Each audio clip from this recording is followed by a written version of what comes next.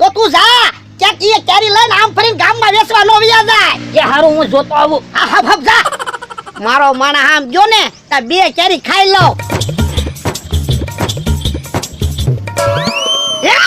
ઓયડીમાં તો કેરી નથી.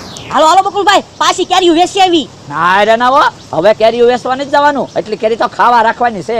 હવે તમારે મૂળ 2-3 કિલો કેરી ખાવા જોવે, એટલી બધી કેરી હું કરશું? અરે ના રે ના, તોય હવે તો ભોળાદાદા પાસે કેરી વેચવા જાવું જ ના. એને ખબર પડી જાહે ને તો કેરી લઈ જાહે ને પૈસા લઈ જાહે. હવે આપણે 2 વાર કેરીઓ વેચવા ગયા તોય નો ખબર પડી. હે કેમ પાછા કેરીઓ વેચવાનું આવ્યા? એ હવે કેરીઓ નથી વેચવાની, ખાવા રાખવાની છે. એ હારું તો મને મારો ભાગ આપી દો હાલો. એ હાલે 20 રૂપિયા મોજ કર. ના રે ના 20 રૂપિયા મારે ના જોતા હો. તો હાલે 100 રૂપિયા જલસા કરી જા. 100 રૂપિયા નહીં, હરખો ભાગ પાડો હાલો.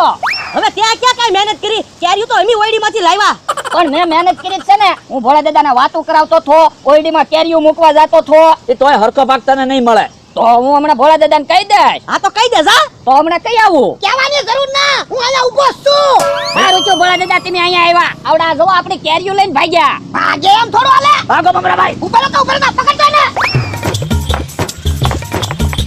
ઉભા રહ્યો તો જો બોલો ભાગી ગયા. ઈ ભલા ભાગી ગયા, તને ઢીબો છે.